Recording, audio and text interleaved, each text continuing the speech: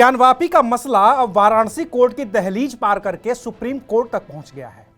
Supreme court में justice DY Chandrachud और justice PS Narasimha की बेंच में इस केस की सुनवाई हुई है और कोर्ट ने कहा है कि ज्ञानवापी पर मिले शिवलिंग वाली जगह को सुरक्षित किया जाए और साथ ही पहले की तरह मस्जिद में नमाज पढ़ी जाती रहेगी। ज्ञानवापी पर ऐसा फैसला देने वाले दोनों ही जजों का राम मंदिर मुद्दे से भी गहरा नाता रहा है, लेकिन तब दोनों की भूमिका अलग अलग थी।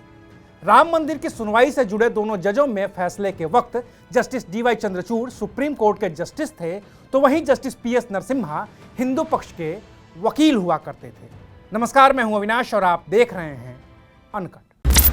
दरअसल ज्ञानवापी का जो मुद्दा अभी सुप्रीम कोर्ट के पास है, उसका अयोध्या के राम मंदिर आंदोलन से सीधा सीधा कनेक्शन है। 80 के दशक में जब विश्व हिंदू परिषद ने अयोध्या में बाबरी मस्जिद की जगह राम मंदिर बनाने के लिए आंदोलन शुरू किया, तो उसी समय तय हो गया था कि अयोध्या में राम मंदिर के बाद वाराणसी में काशी विश्वनाथ मंदिर से सटी ज्ञानवापी मस्जिद और मथुरा में कृष्ण जन्मभूमि से सटी ईदगाह मस्जिद का मुद्दा भी सामने आएगा ही आएगा। इसके लिए विश्व हिंदू परिषद की ओर से नारा भी दिया गया था कि अयोध्या तो झांकी है, काशी मथुरा बाकी है। बाद में जब राम मंदिर आंदोलन ने जोर पकड़ा तो 1991 में पीवी नरसिम्हा राव के प्रधानमंत्री रहते संसद ने एक कानून पास किया जिसे नाम दिया गया प्लेसेस ऑफ वर्शिप एक्ट 1991। इसके तहत संसद ने यह तय किया कि भारत की आज़ादी यानी कि 15 अगस्त 1947 को जो धार्मिक स्थल जिस स्थिति में था, भविष्य में भी वो उसी स्थिति में रहेगा। इसमें अयोध्या की बाबरी मस्जिद को छूट दी गई थी क्योंकि अयोध्या में मंदिर था या मस्जिद, ये मुद्दा भारत की आज़ादी के पहले से अदालतों की चौखट पर था। लिहाजा अयोध्या को छूट दे दी गई थी और बाकी के मंदिरों, मस्जिदों, चर्च, गुरुद्वारा और तमाम धार्मिक जगहों के लिए यह कानून बनाया गया था कि उनकी मौजूदा स्थिति में किसी तरह का कोई भी बदलाव नहीं किया जाएगा। कानून में यह भी प्रावधान था कि अगर कोई किसी धार्मिक स्थल की पहचान को बदलता है तो उसे कम से कम 3 साल की जेल हो सकती है। इसी कानून को आधार बनाकर वाराणसी में ज्ञानवापी मस्जिद की देखभाल करने वाली अंजुमन इंतजामिया मस्जिद कमेटी ने सुप्रीम कोर्ट का रुख किया और कहा कि जब संसद ने कानून बना दिया कि किसी भी धार्मिक स्थल की पहचान को लेकर कोई विवाद नहीं होगा, तो फिर वाराणसी की कोर्ट ने ज्ञानवापी मस्जिद के अंदर सर्वे करने का आदेश कैसे जारी किया।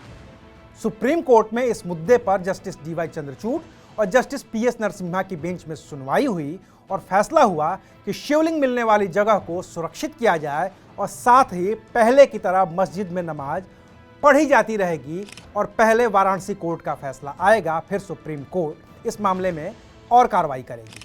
लेकिन सुप्रीम कोर्ट में फैसला देने वाले इन दोनों ही जजों के इतिहास को तलाशेंगे तो पाएंगे कि 9 नवंबर 2019 को सुप्रीम कोर्ट की जिन 5 जजों की संवैधानिक बेंच ने राम मंदिर के पक्ष में फैसला सुनाया था, उनमें एक जज जस्टिस डीवाई चंद्रचूड़ भी थे। वहीं अभी ज्ञानवापी मस्जिद मामले की सुनवाई कर रहे जस्टिस पीएस नरसिम्हा राम मंदिर फैसले के वक्त हिंदू पक्ष के वादी रहे राजेंद्र सिंह विशारद के वकील हुआ करते थे। राजेंद्र सिंह विशारद के पिता गोपाल सिंह विशारद ने ही 16 जनवरी 1950 को फैजाबाद के सिविल जज की अदालत में पहला मुकदमा दाखिल करवाया था। अब सुप्रीम कोर्ट ने इस केस की अगली सुनवाई के लिए 19 मई 2022 की तारीख मुकर्रर की है। वहीं 19 मई को ही वाराणसी कोर्ट में ज्ञानवापी में हुए सर्वे की रिपोर्ट भी पेश की जानी है। पहले यह रिपोर्ट 17 मई को ही पेश होनी थी, लेकिन कोर्ट कमिश्नर अजय मिश्रा ने रिपोर्ट पेश करने के लिए 2 दिन की मोहलत मांगी थी।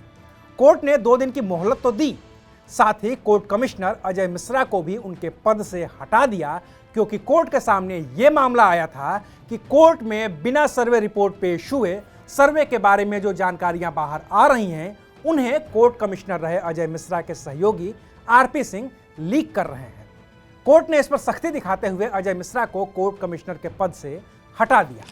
अब यह मामला वाराणसी कोर्ट के साथ ही सुप्रीम कोर्ट में भी है, जहां इस मुद्दे पर लगातार अपडेट्स आते रहेंगे। हमने इस मुद्दे पर अपनी नज़र बना रखी है और जो भी अपडेट्स आएंगे हम आपको बताएंगे। देखते रहिए अनकट। शुक्रिया।